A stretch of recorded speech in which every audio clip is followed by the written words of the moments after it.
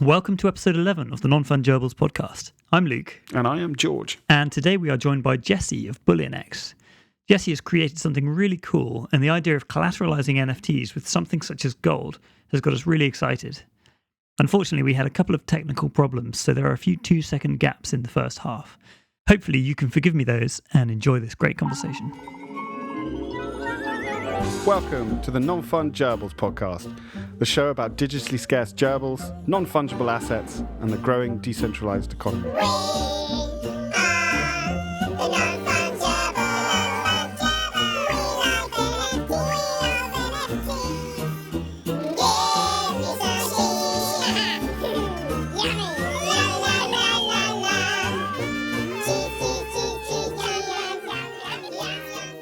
Okay, Jesse of Bullionix, thank you for joining us today. We loved having Zach, your co-founder from Mintable, on the show before, so it's great that we can catch up with you this time. We're primarily going to be talking about Bullionix, which is your new venture, which launched last week, I believe. So maybe we could start with a little bit about your background and then go on to what Bullionix is and how it came to be. Yeah, that'd be great, and thanks for having me on, guys. It's I know Zach really enjoyed being on on your program and talking about Mintable, and we could talk a little bit about Mintable too. There's a lot of exciting updates there, but yeah, a bit about myself. I from the U.S., but I've lived most of the last 10 years in Asia. Spent quite a few years, 8+ years in mainland China. So I learned the language, learned the culture. Was working for Lenovo, the computer company, but I was in their mobile phone unit for about 4 years, and that was all very, very interesting. And I was working there right after their buyout of Motorola. So they had bought out Motorola, which is a Chicago-based company, which is where I'm from, and so it all kind of came together really nice. I just graduated. And we had the financial crash in 2008, which kind of really affected my personal views on money and economics and philosophy, and live basically out of the frying pan and right into the fryer with the financial crisis. So I ended up in China. I said, I'm going to go overseas, work there. Good opportunity at Lenovo.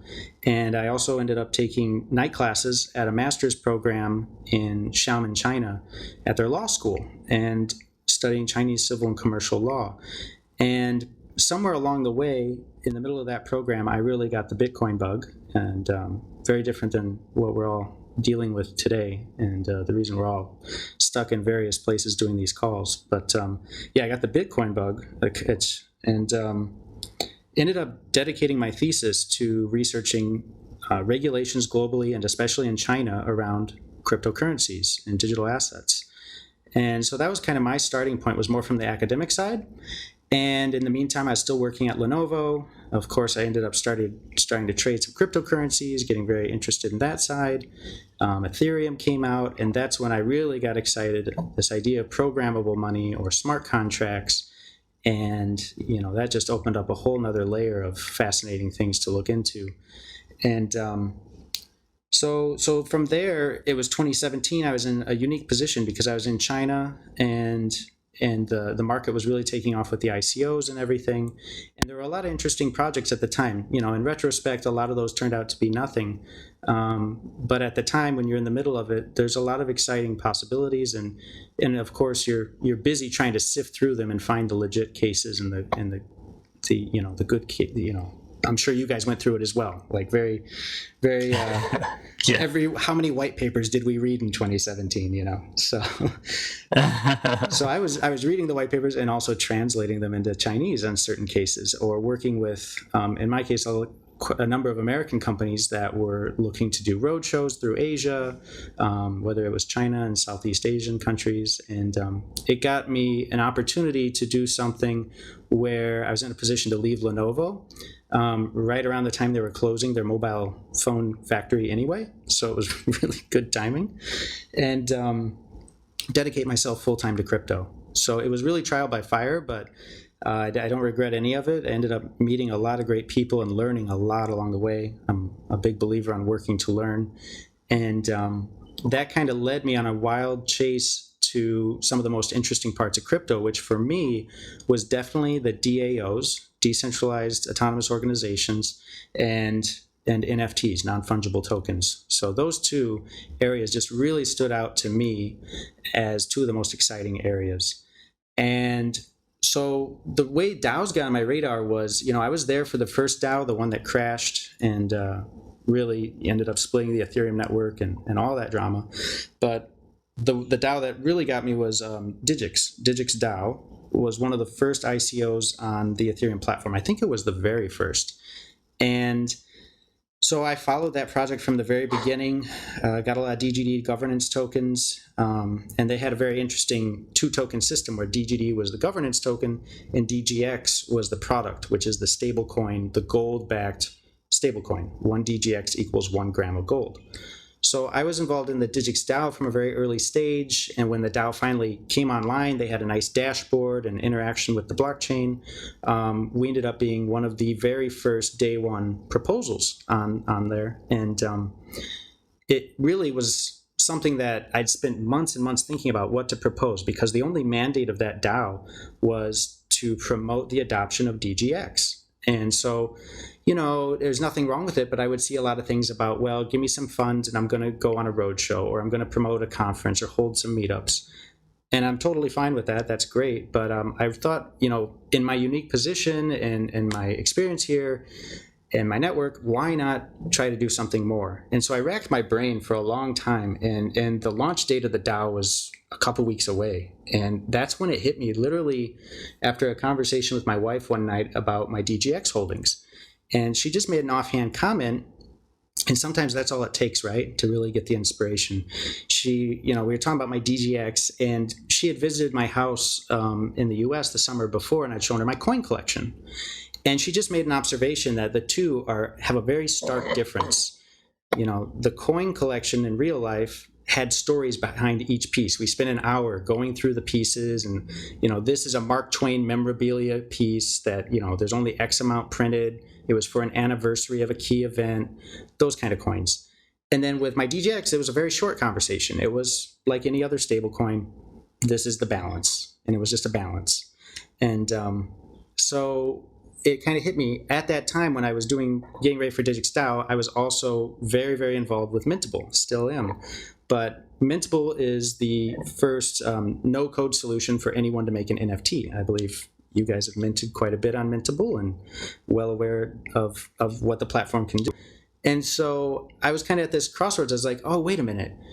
What if I could take my DGX and make them rare and give them stories just like my real-life gold coin collection? So I could do that with NFTs. If I could stake some ERC20s to an ERC721 token, in theory, I think we could make something very interesting here, where we're staking value to the NFT. And that was kind of where it started. I called up Zach. I said, hey, how technically difficult is this to pull off? We looked at the code, and we went from there. And so that was kind of where it all started. It was this idea of, the question we wanted to answer was, what would coin collecting look like in a digital century where everything's digital? And there's something just intuitive and enjoyable about collecting things, and especially coins.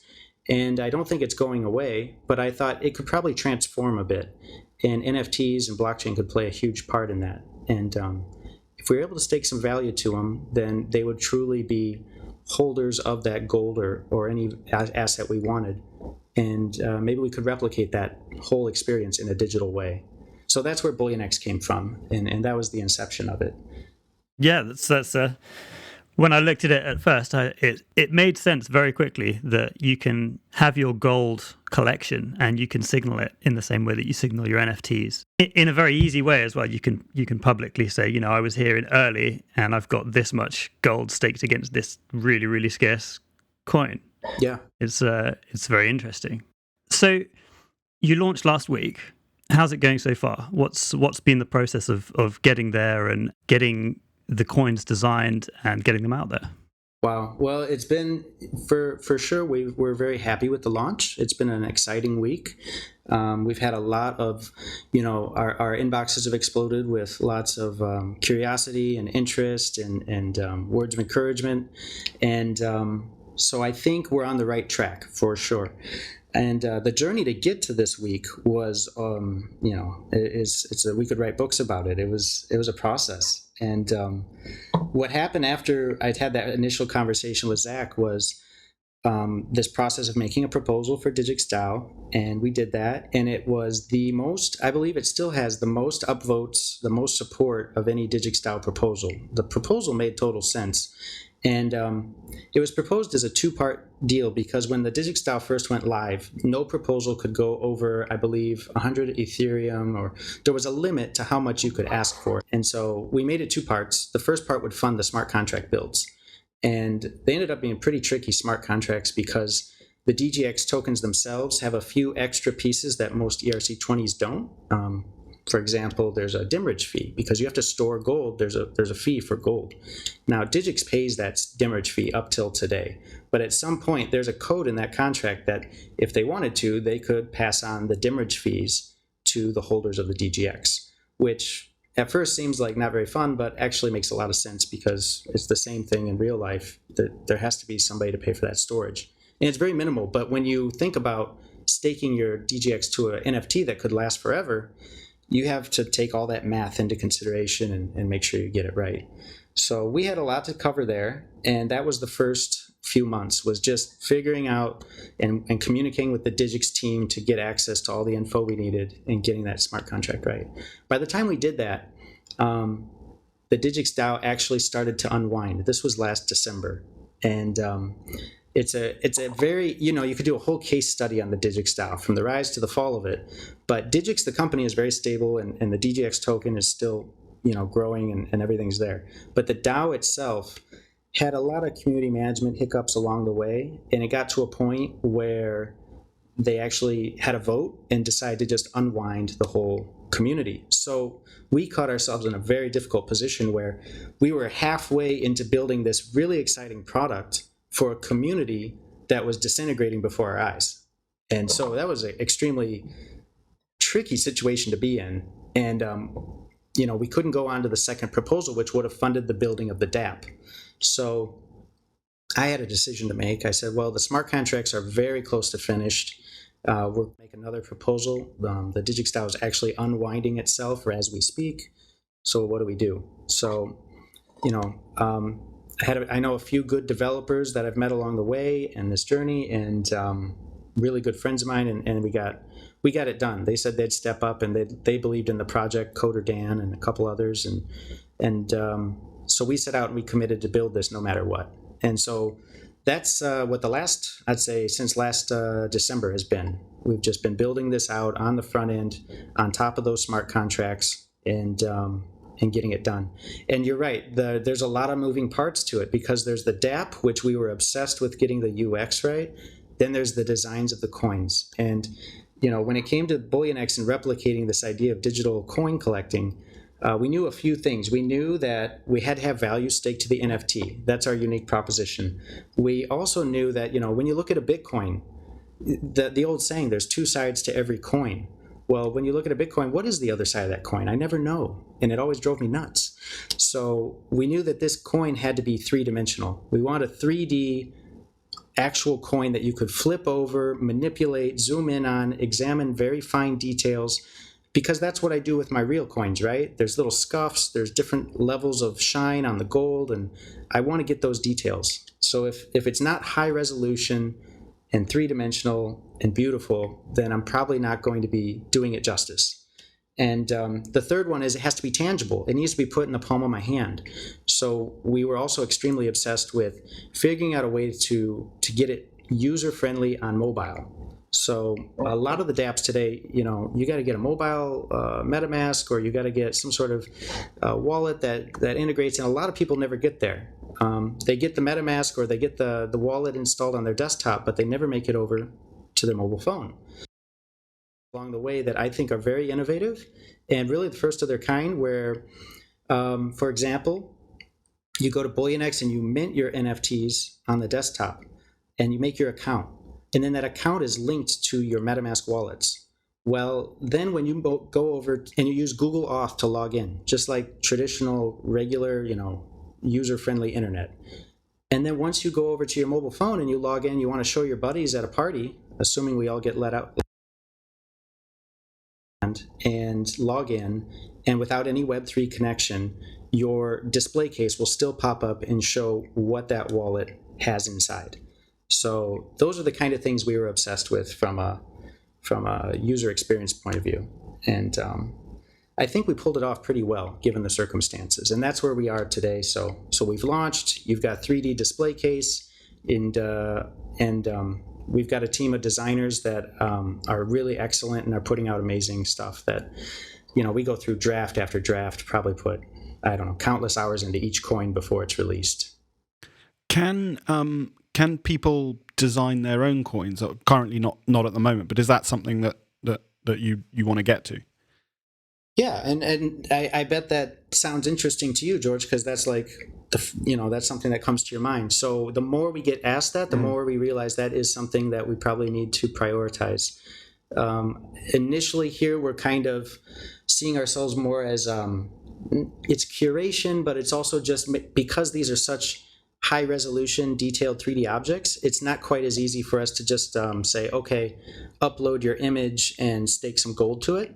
And we could go that route, but it's going to just take a while till we get those systems in place where it would make sense that, maybe it's templates, 3D templates that people can work with.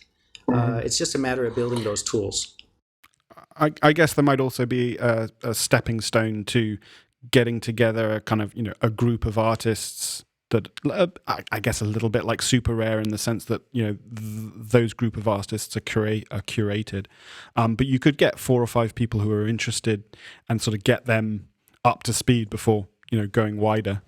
Yeah, and that's kind of closer to where we are now, where it's like collaborations. So we've with the first week we have the collaboration with Hugh Dressman, known on Twitter as Buzz Lightning, and very talented artist out of Germany. He's been absolutely fantastic to work with, and he does a lot of 3D work on like crypto voxels and voxel art.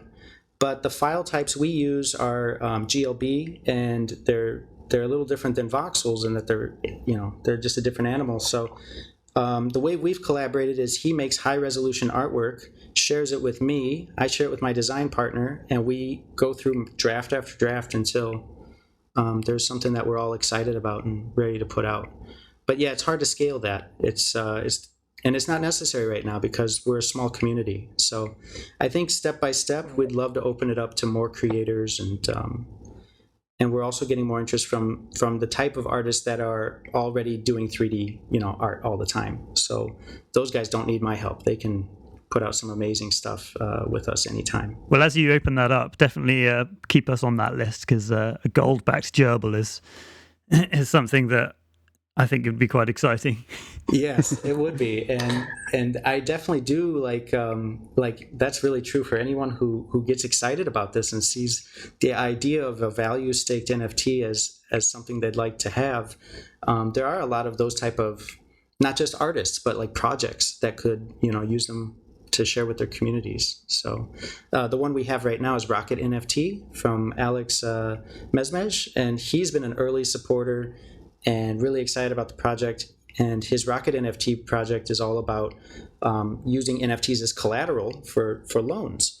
And so, when we first talked, it was, I understand you're doing metaverse real estate, and that makes a lot of sense.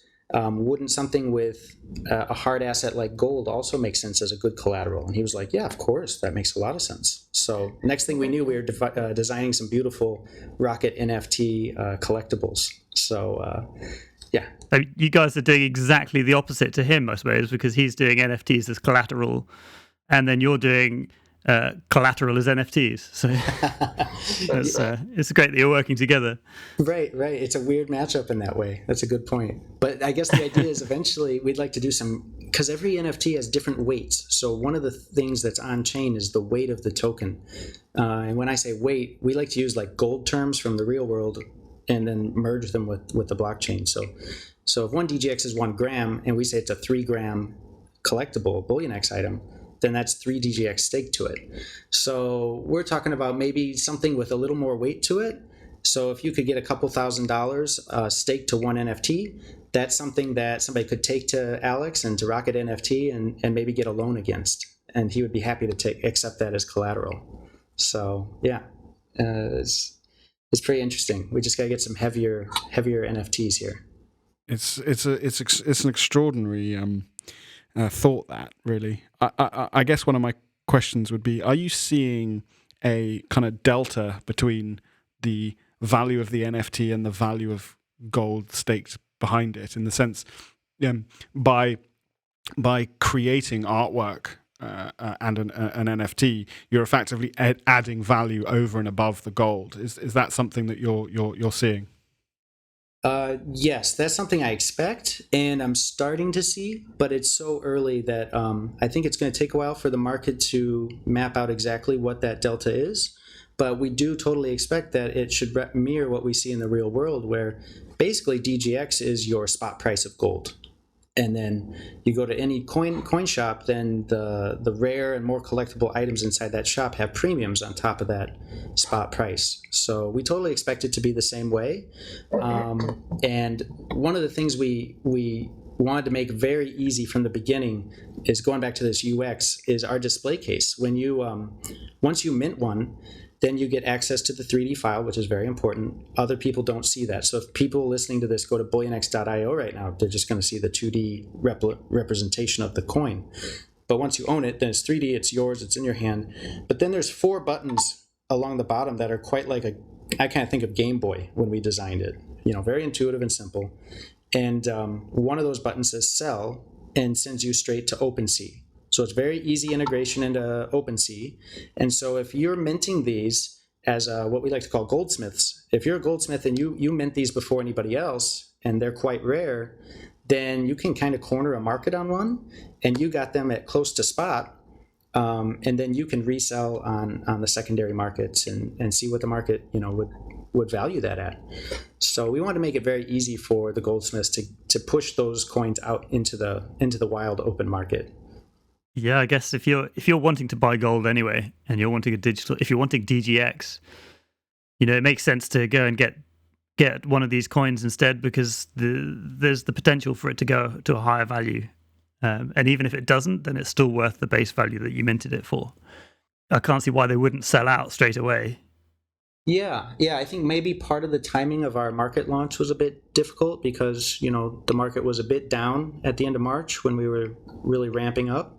But I foresee as the market goes up for Ethereum and crypto in general, then people are going to want to take profits, right? And usually you move them into a stable coin of some sort. So our basically our suggestion is gold is a heck of a stable coin, especially in the environment we're all living in right now. I think everybody's giving gold a second look. And if you want a little bit of exposure to gold, DGX is a great place to do it. But then, like you said, it makes sense to kind of transform your DGX balance into something more collectible. And then you get the best of both worlds.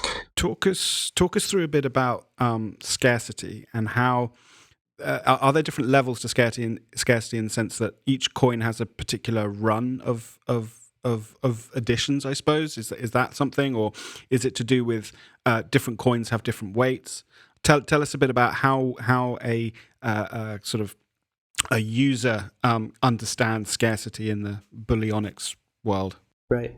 So yeah, it's a big part, and it's about different collections. So we want to have a lot of different collections because we're kind of experimenting ourselves. This is really Bullionix Alpha, and there's going to be, we foresee multiple phases in this. But if you get an alpha, the way we've set those up is that there's gemstones, a little gemstone embedded in each coin, and those colored gemstones signify different levels of rarity.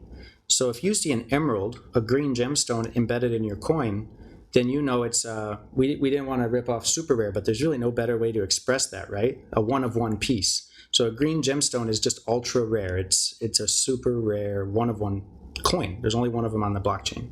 If you see a gold gemstone, it's 5 of 5, and it goes from there to teal and ruby red, and on down the line.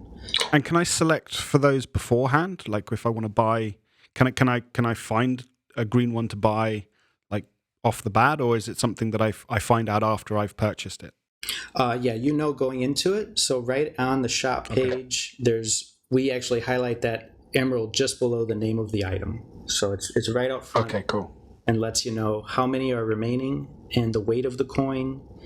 And yes, Yep, that's all right there, because we know that's very important, right? People want to know how scarce these are, and so for our first week, we may have miscalculated a little bit, to be quite honest. Like we weren't sure what kind of demand we'd see, and some of my most favorite designs are 25 of 25, which in the big scheme of things, that's pretty rare, but they're not moving nearly as well as the stuff that is 5 of 5 or 10 of 10 or 1 of 1.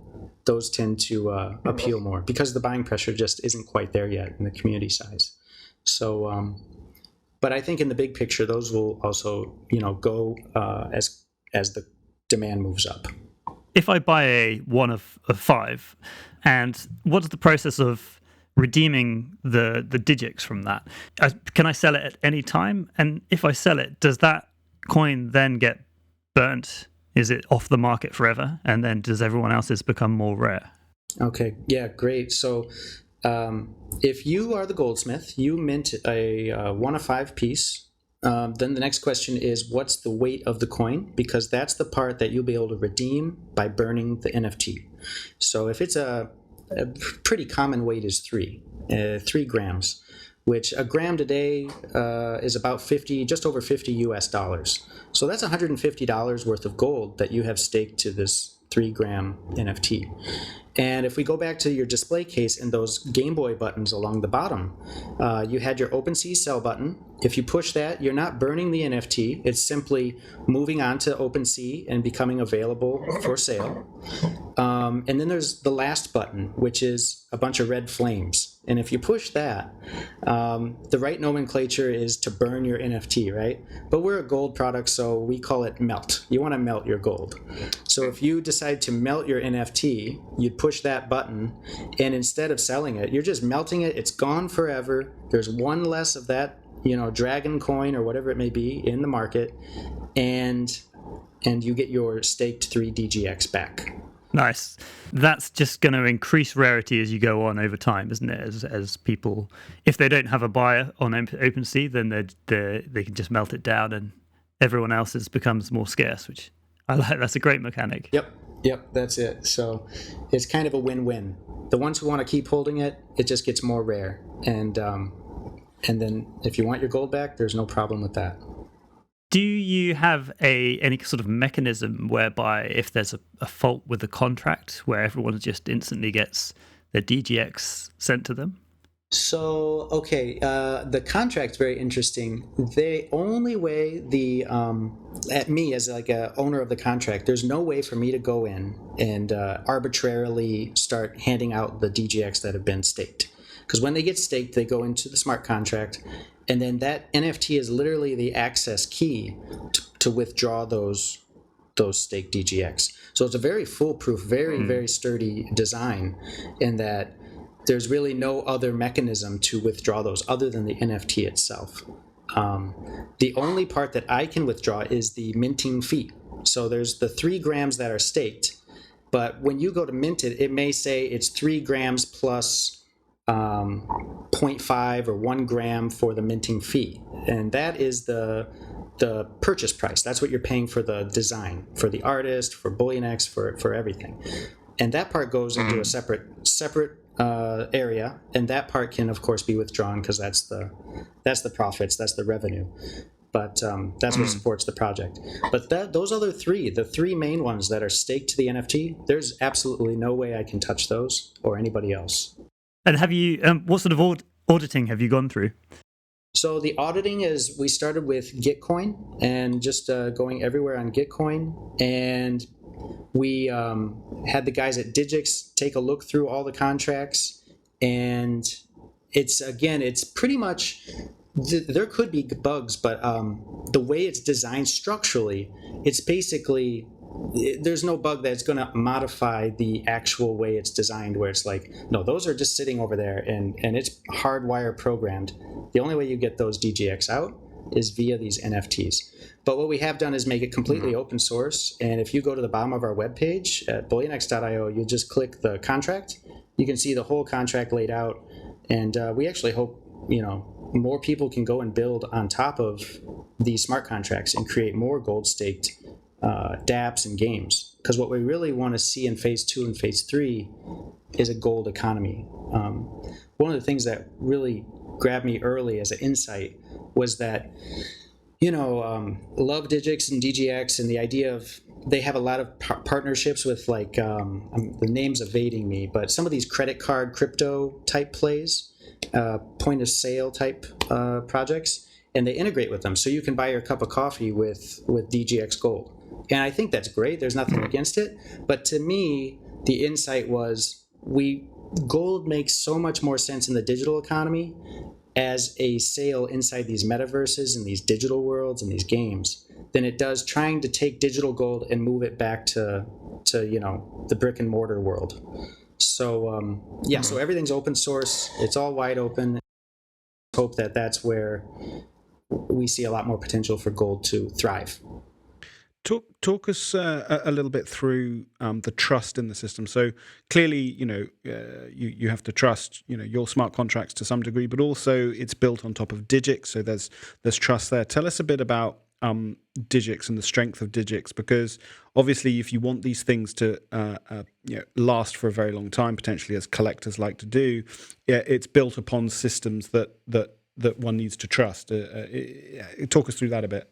Sure. So Digix and DGX is almost like our protocol. It's a stable coin, but we joke it's like Ethereum's the protocol for most, but we're really the first dApp built on top of this stable coin. And they've been around since the very earliest days of Ethereum.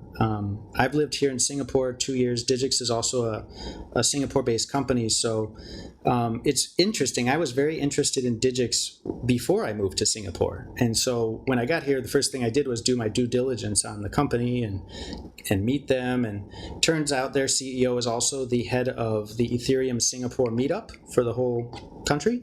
So they're constantly, when it comes to community, especially locally, they're really at the heads of it. Multiple meetings hosting Vitalik and some of these other big coders and core developers. And so feel very, very much that they're extremely capable on that side. And really, they're like the premier gold token. There's a few other gold tokens out there, and we've taken a good look at all of them.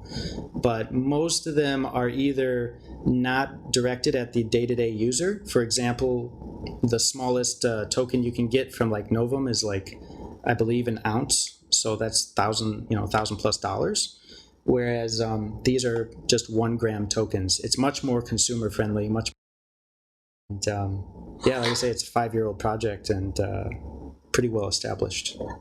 And is there a sort of legal framework around the gold? Because gold's always been a strange thing when entering into this virtual world, because it's a physical thing that has to exist somewhere and be looked after, and there are different access controls to that gold. And Digix in the early days was trying to work out, I think as I recall, they had their gold in the Singapore airport or something like that. It was in this interesting jurisdiction, and they had deals with some of the world's largest gold auditors and that kind of thing. Behind the protocol itself, is there a legal framework that gives people access to the gold eventually, should anything happen to the protocol? Yes. They have a terms of service agreement that's right up there on their website, and I was actually looking through it just last week, and there's a lot of interesting parts to it, but the main part is that when it comes to redeemability, everybody wants to be able to redeem that gold.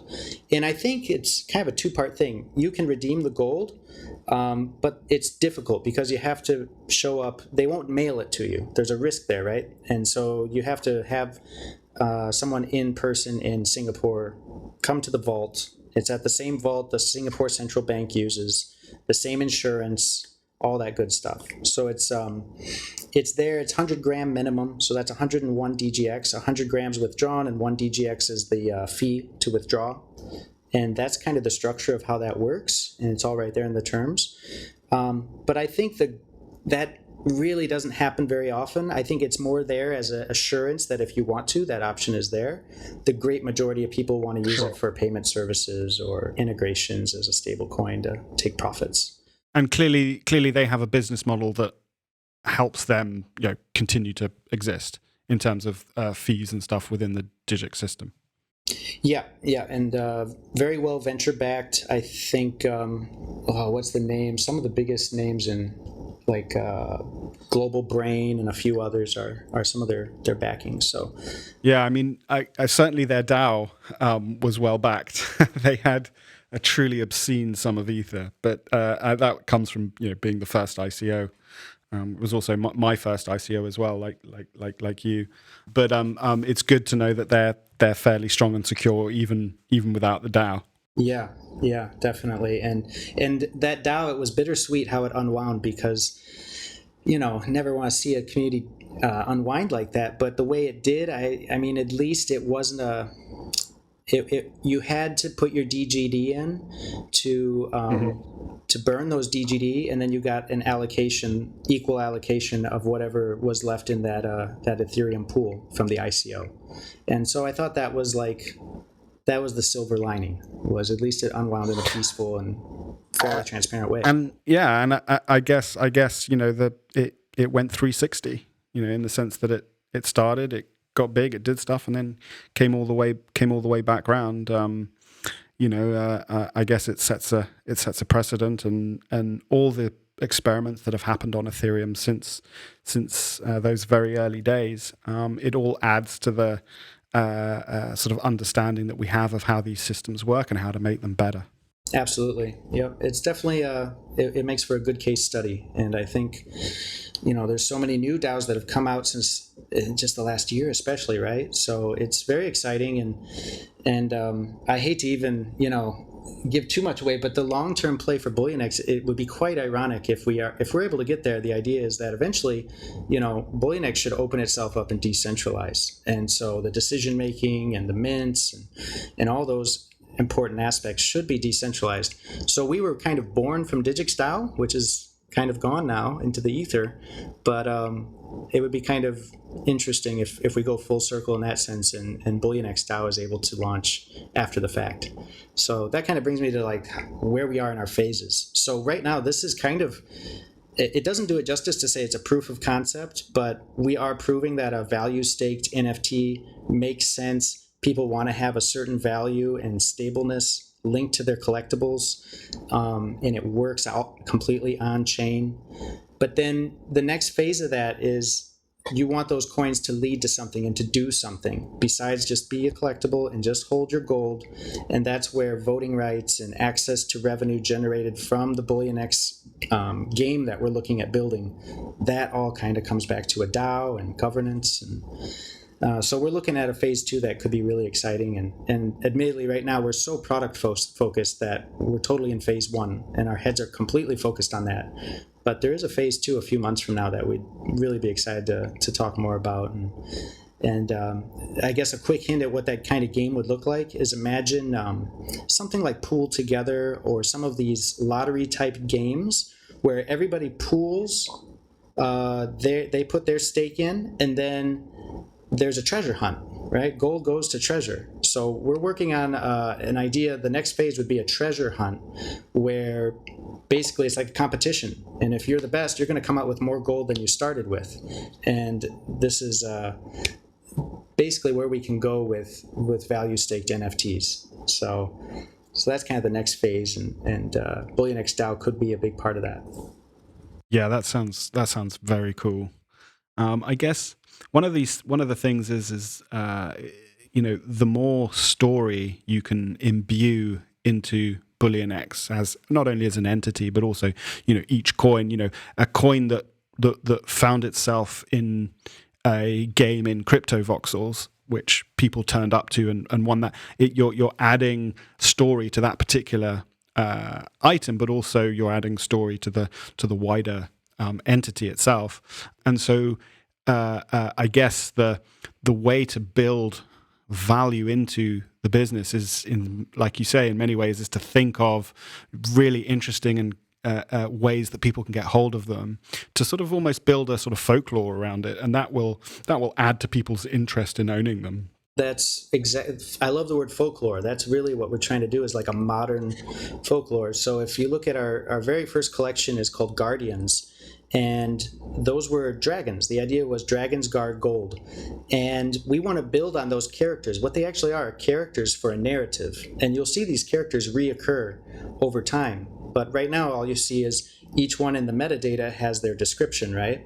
So you see there's Maris of the sea and Koveron of the earth, and a few more coming out very soon. And yeah, they are like modern fables, and they all have this kind of almost mythology around them. And those will get extrapolated and built upon over time here as you keep seeing them pop up. And the idea of owning the first Maris of the sea or the first Koveron is kind of exciting. Definitely, I think that's exactly the kind of thing that will, draw people further into it and give them more to explore and sort of feel an affinity to. I think I was just thinking there that I don't have much experience in collecting coins, but I love these stories where the mint makes a mistake, and like the first 200 coins off the printer have this error, and suddenly those become like the most sought after. There's so many interesting games that you could play in sort of putting interest and story and scarcity even like into the movement of these NFTs. That's an interesting point. Yeah, I guess because we had to be so worried on launch day. Like, we got to upload these correct. This is the first series, and I think you're right. If things hadn't have worked out that way, at least we would have had some wild cards. Well, I guess you can. It doesn't necessarily have to be like full on mistakes, but there's so much experimentation you could do. I think one of the nice examples I think back to, and I haven't actually checked to see whether they've been producing any new episodes, but the first NFT podcast, Digitally Rare, they put out these T-shirts with a spelling mistake on, which I think was a sort of homage to.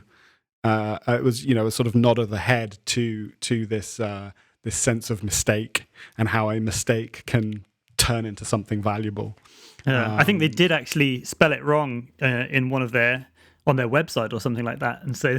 Is that where it came from? Yeah. So there was a nod back. It's a great idea. I was really entertained by that thought, and there's definitely room to play around with that here. Obviously not to begin with, but further down the line. Anyway, some interesting thinking. Pioneer in the idea of you really emphasize the narrative with your non-fungibles. So can I ask, have you guys had any spelling mistakes or anything on the minted gerbils? I made one mistake where I made the wrong story author on the token, but I was able to correct it. That's kind of a sort of mistake that you don't want to leave. We're definitely playing around with various ideas for where we can go with this. I mean, to begin with, it was using them as a mechanism to draw in a community and have a bit of fun. And see where they go. It's another testament to really how interesting NFTs are, because you can use them in so many different ways. And actually, Bullionix is a really interesting new for me. It's a really interesting new area to the sort of the map, the NFT map, to do with staking behind things, but also having the art and the narrative. It feels actually like a really nice progression in terms of where the creativity in the NFT space is going. We've certainly got lots of plans for our wonderful little gerbils, but I guess we'll talk more about that further down the line. Sure. Well, that's really exciting, and yeah, I've collected. I think I have one or maybe two of those, and I always am on the lookout. So I'll keep contributing stories as well. One of these days, they'll win. But yeah, as far as Bullionix, I do see it a bit as a progression, but I also see like the NFT space is going in every direction all at once, right? So there's the generative art, which is really cool, and there's the on-chain visuals, which makes a lot of sense. But and then there's us, which is more like on-chain value, because it just made sense to me that, and like I say, it was like we're in this position where I want to do something with a stable coin, and I want to do something with an NFT. So it just kind of went from there. But yeah, that's kind of where our focus is. Did OpenSea have to change any of their processes to allow Bullionix coins to exist in their marketplace, or was it a fairly easy transition for them? Luckily, it was super easy. They were great to work with, and I don't think there was any special exceptions. Because the one thing is we have every NFT has two files. So the 2D JPEG or PNG file, really, and then the 3D object file. And so they just display the 2D visual. And I guess if we wanted to really fully integrate, we'd allow them to, or we'd figure out how they could host the much larger 3D file. And that could be very interesting. I suppose to do that, they would have to then enable everyone to see the 3D file. Unless they had a way of, they'd have to have their own wallet then, wouldn't they? And I wonder what you guys think about this, but for us, it's kind of like we want there to be more incentives and more benefits to the person who puts the time in to actually mint the NFT. They're the goldsmith. So one of the benefits is you've got the 3D interactive object, whereas everybody else just has a picture of it. And so if we just made even our own website doesn't display the 3D visuals, and that's really by choice. We could if we wanted to, but do two things. It'd give up that benefit to the goldsmith, and it would also make the website a lot slower to load. Yeah, it's nice. It's nice to come away with something, that sort of extra interest that you've got as the minter. No, what's the word that you were using? Goldsmith. Goldsmith, that's the one. Presumably the ability to see the 3D design gets passed on with the token. Oh, absolutely. I mean, they'll have to come to Bullionix to use our display case to view it, but no issue there. If it's in your wallet and you come to Bullionix, you'll be able to see your coin. Presumably, any DApp or user interface that supports that file type in your wallet. Yeah, and we've actually already got feedback this week from some of the first goldsmiths. So we got some early mints. We're really excited. We said, "Hey, are you happy with what you see after you mint?" And they're like, "Yeah, it's great, and the coin's beautiful, but we didn't have a full screen version." So 2 or 3 instances in the first couple of days, we had people mention it'd be really nice if we could see this on full screen. These are fairly valuable pieces. I've got a couple $100 of gold staked to this NFT. I wish I could see it on full screen. And we didn't have that feature yet. We had kind of half the screen in a frame, and then the buttons and description metadata on the other side. And so we're always tweaking and improving this as we go. So right away we got on that, and we've had our full screen cinema mode up for a couple days now, and it makes a difference. It's really nice. So constantly tweaking and trying to improve the experience. We want to, open things up. Besides, I think when we mentioned the generative art and things earlier, I think those have a certain appeal to the hardcore NFT audience that we have now. But we really want to grow the NFT space as much as possible. And I hope with Bullionix, it can be something that is a little bit more user-friendly, or it's just something that people can grasp, because it's like, hey, it's digital jewelry, it's coin collecting. And hopefully other people that are in crypto that haven't messed around with NFTs yet, hopefully this is something that can snag them and pull them in. And that would make me really happy if I see that kind of result from Bullionix. Do you guys have any crypto voxels parcels? Oh, yes. You're welcome to visit. We're hanging out at, I think it's number 4 Jumbo Way. Come on by. Awesome. It's a smaller parcel, and I'll admit, if you go there, I built it myself. I'm honestly thinking if anybody listening is a pro at crypto voxels and wants to work something out, it deserves a little bit more, polish. I tried to make a ribbon to cut for ribbon cutting day, but people don't. I ask them, "Do you see the ribbon?" They're like, "No, what is that pink thing?" I'm like, "It's a ribbon." I'd really love to see some big voxels dragons guarding a nest of actually the Bullionix coins. Big nest. And I like that a lot. And I know there's some super builders out there. I mean, when we had our launch, we had the launch party we couldn't host it at our place. It wasn't ready, it wasn't proper, but Hugh Dresman is, like I say, an amazing guy on CryptoVoxels, and he lent his gallery, and it was an awesome launch party. I didn't expect him to do it, but he gutted the whole interior of his gallery and really rolled out the red carpet for us. And I mean, it was just an epic setup he did for us. So, I'm gutted I missed that. Yeah, it was a lot of fun. We did a live stream the first hour, and then everybody headed over to CryptoVoxels. So really cool, and yeah, you can actually still go there to see some of our pieces. We do want to start displaying more and more of our Bullionix there. So there's no integration issue there. People can definitely display their Bullionix there. And really, right now, we're kind of I'd say we're about halfway with getting it right. But, these wearables on CryptoVoxels are so exciting. And really, if we go big picture with Bullionix, it doesn't have to be just about coins. And that's why I mentioned the Bullionix DAO and some of these other things we could do. It's like, what kind of things in the digital world would benefit from having real value staked to them? And one could be the jewelry. So be on the lookout. It's definitely just a matter of time, but we'll wait until we get it perfect. But we'd love to launch soon. A big Bullionix medallion, one wearable per coin that travels with the coin. That would be very cool. Yep. And you could stake more gold to it than you could actually carry. That's the wonderful thing about the virtual world. Your Bullionix necklace could be like 6 kilos. The joys of the virtual, eh? Right. It's all possible. So it's all possible.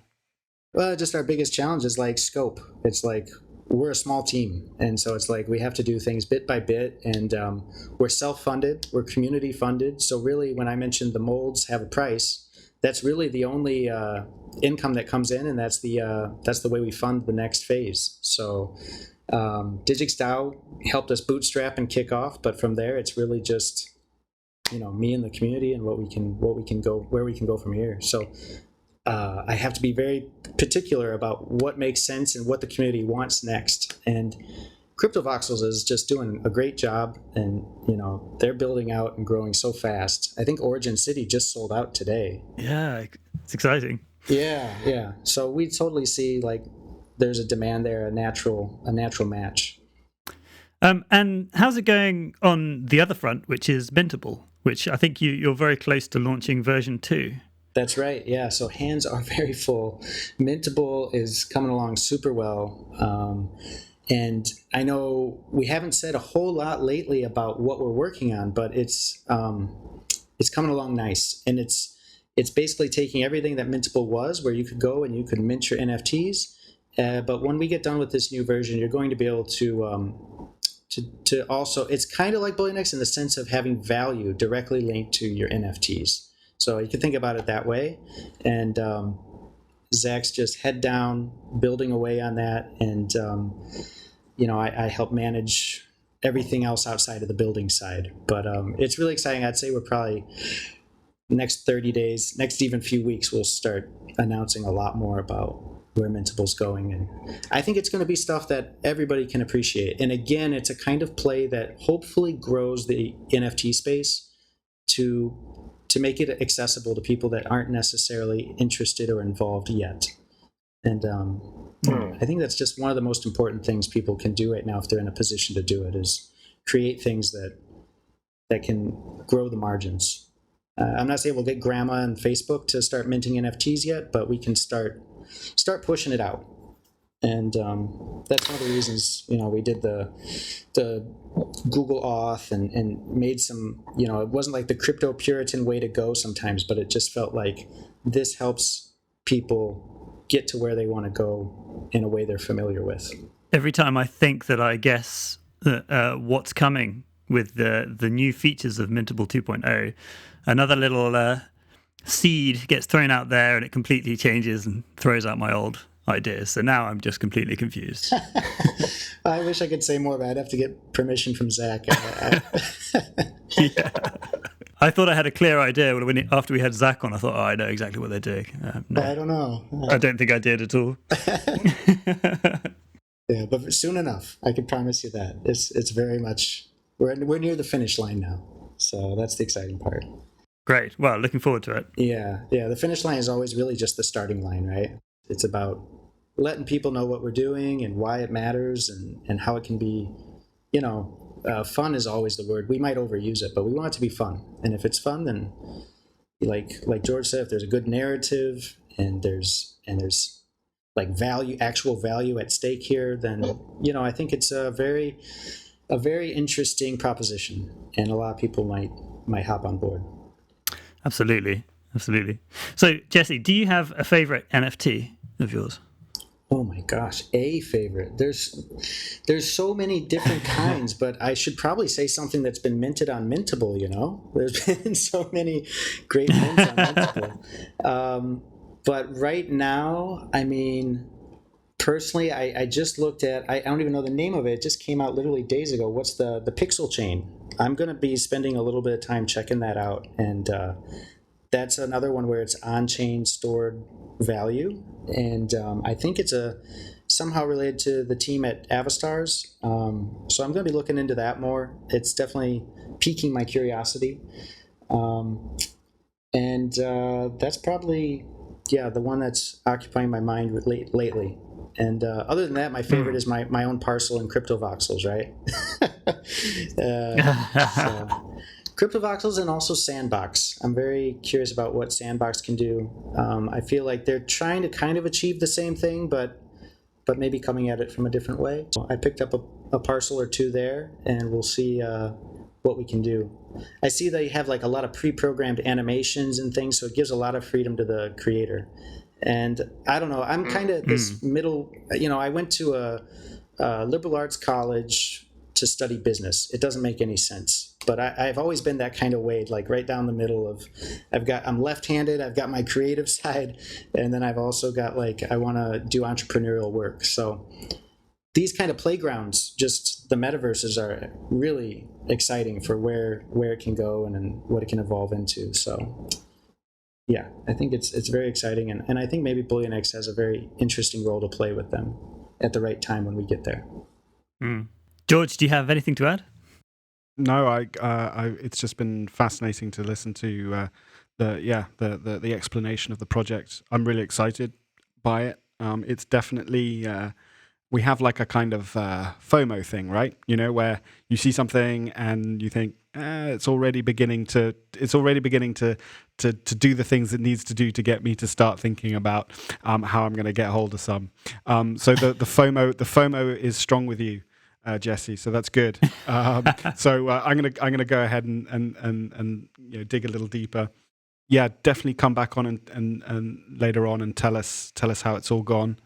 And yeah, super exciting. Thank you guys. And I think the FOMO charts for me, it's like it was pre-FOMO. It was just what got me to put the time in to even build it is like where I saw it going in my head. And so hopefully that FOMO spreads to others and appreciate your time. So thanks, guys. Not at all. Great to talk to you. Thanks for coming on. All right. We'll talk soon. Okay, great. Thank you, Jesse. That was brilliant. Yeah, great fun. Good to talk. We've had a little bit of a break. We managed to miss March in terms of getting an episode out. Yep. And so with the world collapsing and George fleeing across Europe to safety, and that's me, and everything being as disrupted as it has been. We're back now, and Unicorn Gerbil is dying to come out to the world. Get a bit of a reading. Absolutely. I should use better language there, shouldn't I? Unicorn is desperate to get out to the world. Desperate to, what do they call it in horse racing? Come out of the blocks. Yes. Not that you'd ever horse race a unicorn. Well, maybe. Well, you'd win, wouldn't you? It would be Depends if you're up against lots of other unicorns. Well, that's true.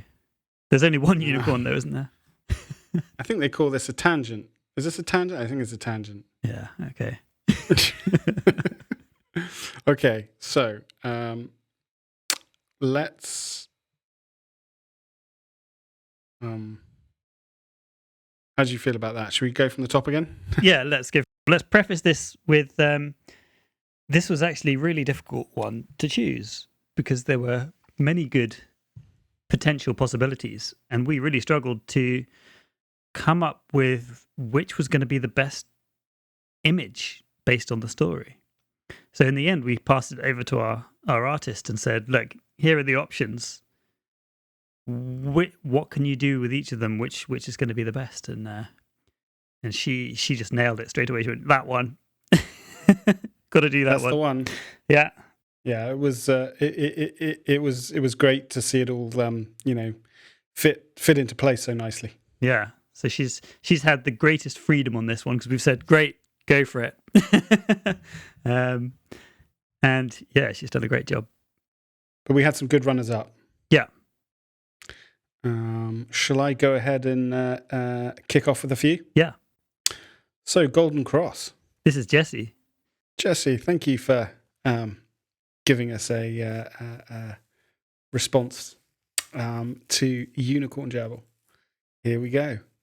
Friends describe the solo horn gerbil as the life of the party. There's something magnetic about being the only gerbil in the room with a horn on their head. Was he born like this? Magic? Perhaps both. Only Unicorn Gerbil knows, but he may never tell. Crikey, there's lots of mystery there, isn't there? There is. This was my wife's favourite one, in fact. She was gunning for this one to be the official gerbil. So well, you overrode it. I take no responsibility for this. Okay, cool. Well, have a crack at the next one. So from Alan Falcon, when I was a youth, they called me Horny Rat just to make fun of me. Now they follow me around, those sad little earthbound rodents, pleading to lick the rainbow poop off my cloven paw. What a difference $1 billion valuation makes. Well, we're not quite there yet with our gerbils, but we'll know the feeling one day. All we need is for one gerbil to sell on OpenSea for about $1 billion, and then we'll be there. Boom. Yeah, and then we'll be there. Okay. We shall have to probably wait a couple more weeks for that. Let's go ahead now with Where Kitty Won. The legend says the unicorn gerbil lives at the end of the rainbow with a cask of gold. He is the dream you need to catch, the cat you need to beat to reach your goals of riches. Well, there you go. There's a colourful picture of rainbows and gold, which is suitable considering the time we're living through. Yeah, that's Where Kitty's unicorn kitty. Yeah. Oh, I see. Yes. All right. Well, fun times. Very nice. On you go. So, Third Man Design. My name? Well, you see, it was a birthday present. Mr. Unicorn Gerbil leaned back into his chair with the air of a gerbil who has told a story many times. One afternoon, whilst exercising at the wheel, I was interrupted by my kids excitedly returning to their house. On opening the door, I found them standing there with an array of sound devices strapped to their heads, making the most prodigious noise. The sort of noises that bring your neighbours around. A cacophony of migraine-inducing, sonically nauseating blah, blee, blah, borp, borp, wee, burps. Looking entirely too pleased with themselves, they presented me with a remote control and shouted over the noise. Happy birthday, Dad! We've got you a unicorn! Yeah. Well, what a punchline. Do you know what? Thanks.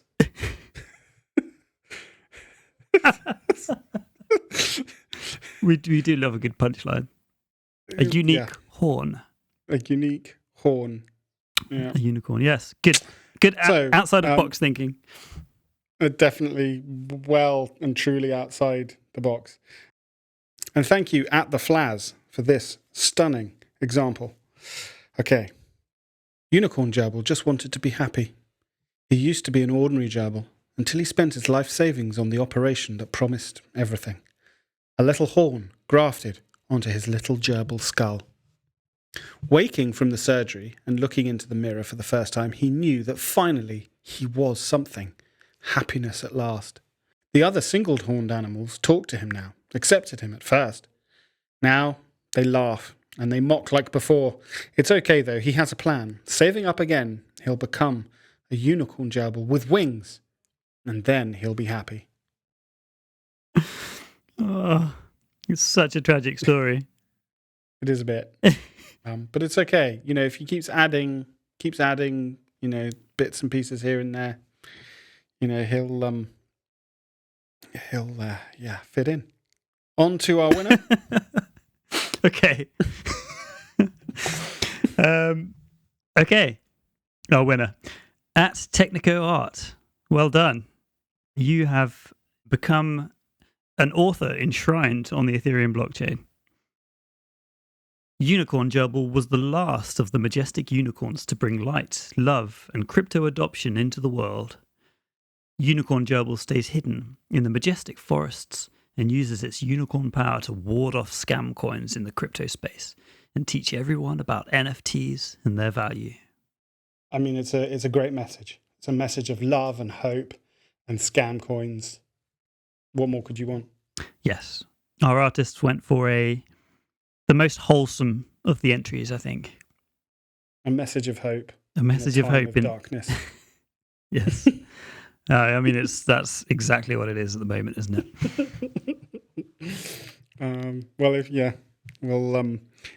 Nice to have some creativity there to cheer us up. Yeah. Speaking of times of darkness, our next gerbil. What is it? Prepper gerbil. That's it. Prepper. For those gerbils who see ahead of the curve, get ready for it. Stash away that toilet roll. Yeah. Prepper gerbil is in his element now. It's the thing he's been waiting for decades. And just like us crypto heads. Well, we're preppers. We're just prepping for the collapse of the fiat currency system. Which is well underway. So prepper gerbil seems to be a very apt thing to have. So get your stories in. What does prepper gerbil look like? What's the story behind him? What weird and wonderful adventures does prepper gerbil go on in order to fill his little gerbil larder with preparations, delicious little nuggets of gerbil food? It's already writing itself. I'll stop. So yes, prepper gerbil it is. A very suitable gerbil for this very strange time that we're all living through. So let's have some fun with that. Yeah. Bring some light into the darkness. Some light. Oh, you couldn't have said it better, Luke. That's the one. Light into the darkness. Have a high-powered LED gerbil torch for those times. For those times when it's dark. I am actually a prepper. I have a high-powered LED torch, as well as a mountain of food, and I didn't have to go shopping for toilet roll once. No, had masses of it. And you managed to fit it all into a couple of suitcases. Yes, that's true, and drive it halfway across Europe. Well, may we all come out of this soon. Yeah, it's soon. Get back to hanging out at crypto conferences. Great. Cheers, George. Great. Well, yeah, thanks. Until next time.